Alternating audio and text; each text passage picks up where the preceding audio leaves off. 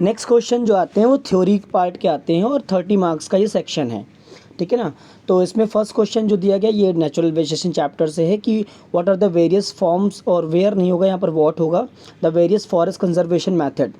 तो इनमें से जो वेरियस फॉरेस्ट कंजर्वेशन मेथड है, देखिए डिफॉरेस्टेशन, ओवर ग्रेजिंग करना नहीं होगा, अलाउ एनिमल टू ग्रेस ये तो बिल्कुल ही नहीं होगा, maintaining record of the forest area नहीं होगा। तो एफॉरेस्टेशन करके हम फॉरेस्ट कंजर्व कर सकते हैं। देखिए एमसीक्यू करने के लिए आपको एलिमिनेशन मेथड ज़्यादा बेटर रहेगा। आप एलिमिनेट अगर कर सकते हैं कि कौन कौन से ऑप्शंस नहीं होंगे तो करेक्ट ऑप्शन तक पहुंचना बहुत ईजी हो जाएगा आपके लिए। और बाकी आपकी अगर क्लियर नॉलेज है तब तो कोई दिक्कत आपको आने वाली नहीं है। नेक्स्ट क्वेश्चन है कि name the climate experience in India.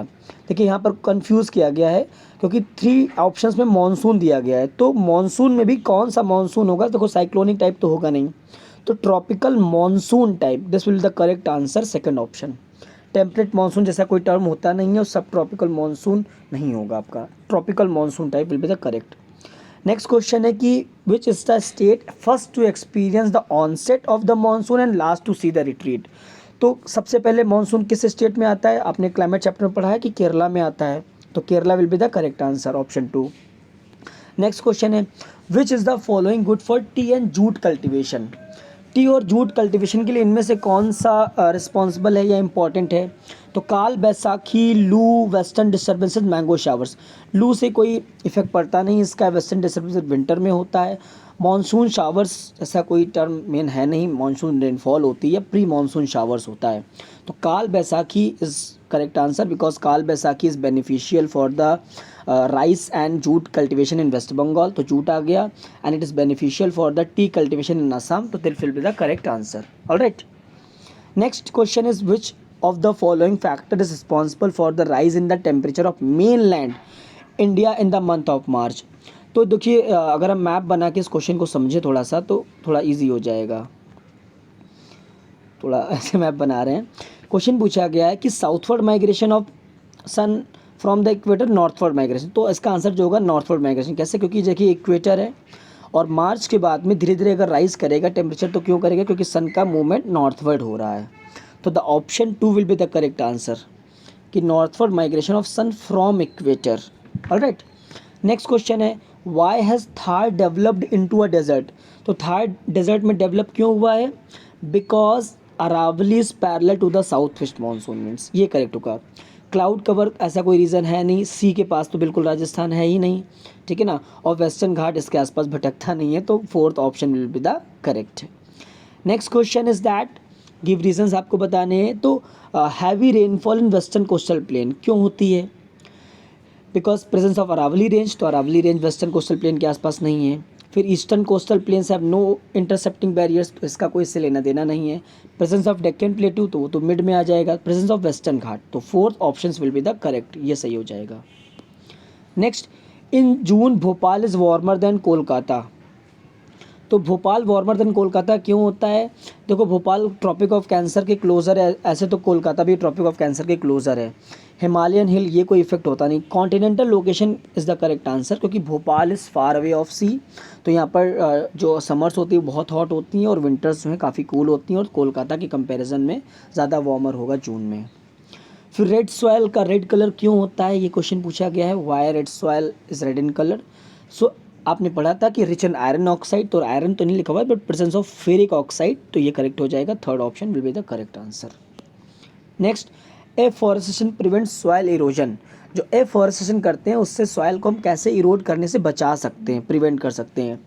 तो फर्स्ट ऑप्शन दिया गया रिड्यूस पोल्यूशन, रॉन्ग, गलत। Second, it protects from the soil to be expose, ये भी नहीं होगा। थर्ड वाला जो ऑप्शन है ये बिल्कुल सही होगा, the roots of the trees bind the soil particles, ठीक है। Next question, which of the following soil is most suitable for cotton and sugar. तो जहाँ कॉटन की बात आ गई तो वहाँ सिर्फ एक ही सॉइल आती है, वो है ब्लैक। वाइट और ब्लैक का कॉम्बिनेशन बहुत अच्छा है, तो black soil will be the correct answer, second option. Which of the following factor is responsible for acidic nature in laterite soil. Soil जो लैटराइट सॉइल है वो एसिडिक इन नेचर क्यों होती है, because as the base leached down, ठीक है, retain moisture तो कर नहीं पाती है, तो जब यही नहीं कर पाती तो ऑल ऑफ द वो तो करेक्ट होगा ही नहीं, क्योंकि लीचिंग का प्रोसेस होता है तो लीच हो जाती, इस वजह से इसका एसिडिक इन नेचर है। Next, name the process of removal of soluble mineral salt specially the basis and silica from the horizon A and the top soil by परकुलेटिंग rain water. So the correct answer will be the leaching, क्योंकि leaching process की define किया गया है। Paedogenesis तो different हो जाएगा, lithification sedimentary rock से related है।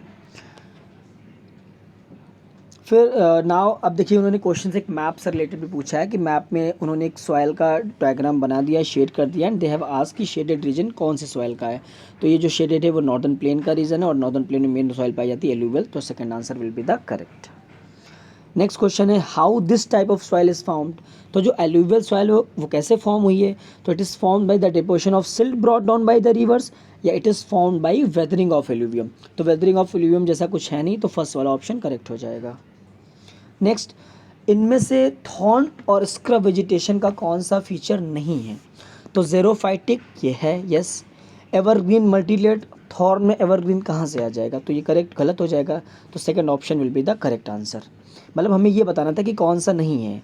तो लॉन्ग रूट्स तो पाई जाती हैं, लीव्स टर्न एंड स्पाइन ये भी करेक्ट है, तो सेकंड ऑप्शन करेक्ट हो जाएगा, क्योंकि ये फीचर एसोसिएटेड इससे नहीं है। तो we will take the second options. Social forestry क्या है, growing trees by social workers, गलत। Forest use by social gathering, गलत। The practice of growing trees on farmland, गलत। तो first option will be the correct. ये define किया गया the management and protection of forest and in afforestation. In which vegetation belt multiple layers of trees are found. तो multiple layers of trees जो पाए जाते हैं वो एवरग्रीन में पाए जाते हैं, तो evergreen will be the correct answer. Why are Sundarban so called, Sundarban को सुंदरबन क्यों कहते हैं। सुंदरबन को सुंदरबन इसलिए कहते हैं because of the presence of Sundari trees, क्योंकि यहाँ पर बहुत सारे सुंदरी ट्रीज पाए जाते हैं जो टाइडल फॉरेस्ट का एग्जाम्पल है। तो third option will be the correct. What is the another name of littoral forest. देखिए हर एक फॉरेस्ट का दूसरा नेम होता है, जैसे tropical evergreen forest tropical rain forest कहते हैं इसको, ट्रॉपिकल डेसिडुअस फॉरेस्ट को ट्रॉपिकल मानसून फॉरेस्ट कहते हैं, ट्रॉपिकल थॉर्न फॉरेस्ट को ट्रॉपिकल कभी कभी डेजर्ट फॉरेस्ट या ट्रॉपिकल ड्राई फॉरेस्ट कहते हैं। ऐसे लिटोरल फॉरेस्ट को हम टाइडल फॉरेस्ट कहते हैं, ठीक है ना, मैंग्रोव कहते हैं, एज वेल एज आपको डेल्टाइक फॉरेस्ट भी कहीं कहीं कहा जाता है, क्योंकि रेन फॉरेस्ट होगा नहीं, मानसून होगा नहीं, स्क्रबलैंड होगा नहीं। तो third option will be the correct. Next 29th question, what are the chief characteristics of monsoon forest. तो मानसून फॉरेस्ट की क्या क्या चीफ कैरेक्टरिस्टिक्स है। They receive moderate rainfall, correct. They shed their leaves, ये तो सबसे इंपॉर्टेंट कैरेक्टरिस्टिक्स है। The trees are found in pure stand, सही। तो all of the above correct answer हो जाएगा, फोर्थ वाला ऑप्शन सही हो जाएगा। लास्ट क्वेश्चन है which is the most advance and efficient method of irrigation. देखिए इसमें इस क्वेश्चन को आंसर कैसे देना है, सॉरी लास्ट नहीं है अभी और हैं। तो इनमें से कौन सा एफिशिएंट मेथड ऑफ इरीगेशन है, वो आपका है ड्रिप इरीगेशन, सबसे एफिशिएंट सबसे modern method of irrigation. What is the meaning of irrigation. तो मीनिंग ऑफ इरीगेशन क्या है, वाटर रिसीव्ड बाय रेनफॉल, नहीं। The storage of rain water, नहीं। ग्रोइंग ऑफ क्रॉप्स, नहीं। सेकेंड वाला कि मैन मेड अरेंजमेंट या artificial means by which we provide the water to the agricultural fields. तो second option will be the correct. Next, which of the following type of canal is found in India. India में देख लिए mainly two types of canal are found, perennial canal and inundation canal. तो perennial canal first वाला option सही हो जाएगा। Next question है sprinkler irrigation is efficient. Sprinkler irrigation बहुत अच्छा होता है but it is not commonly use by Indian farmers. Indian farmers के द्वारा इतना ज़्यादा ये मेथड यूज़ नहीं हो रहा है, क्यों। Because there is loss of water by seepage, तो ऐसा नहीं होता है। इट इज़ एक्सपेंसिव मेथड, ये करेक्ट आंसर है। तो यहाँ पर जो ऑप्शन सही हो जाएगा वो सेकंड वाला सही हो जाएगा, क्योंकि लॉस ऑफ वाटर बाई इस ऑपरेशन तो होता नहीं है। फार्मर्स आर स्केर्ड और गेटिंग वेट, ये तो बड़ा कॉमेडी वाला ऑप्शन हो गया कि फार्मर्स गीले होने से मतलब वेट होने से स्केर्ड हो जाएंगे। Why do the inundation canal have limited use. तो इनंडेशन कैनाल का लिमिटेड यूज़ क्यों है। They get water only when the rivers are flood, ठीक है ना। They are taken out by the perennial river, बिल्कुल गलत। They are constructed to store rain water, नहीं। तो टैंक की डेफिनेशन दे दी। They occupies lot of space, ये भी नहीं होगा। तो पहला वाला ऑप्शन सही हो जाएगा, क्योंकि ये प्रोवाइड करते हैं वाटर सिर्फ जब वाटर रिवर जो है फ्लडेड हो जाए। तो these are also known as seasonal canal. हाँ, ये लास्ट क्वेश्चन है। बेसिकली इसमें आपको ऑप्शंस कैसे सही करने हैं। देखिए यहाँ पर जो 35 क्वेश्चन है इसके 4 पार्ट है और चारों में आपको ऑप्शन सही करना है। इससे खत्री पूछा गया, तो खत्री मैच करेगा आपका वेस्टर्न हिमालय से। तो पहले क्वेश्चन का आंसर जो सही हो जाएगा वो आपका सही हो जाएगा थर्ड वाला। पहले का जो होगा वो थर्ड होगा। फिर जोहाद होगा, तो पहले का आप क्या लगा दोगे, थर्ड लगा दोगे। फिर जोहाद जो आपका है ये आपका आ जाएगा सेंट्रल इंडिया में, ठीक है। तो सेकेंड वाले में आप क्या लगाओगे, फोर्थ।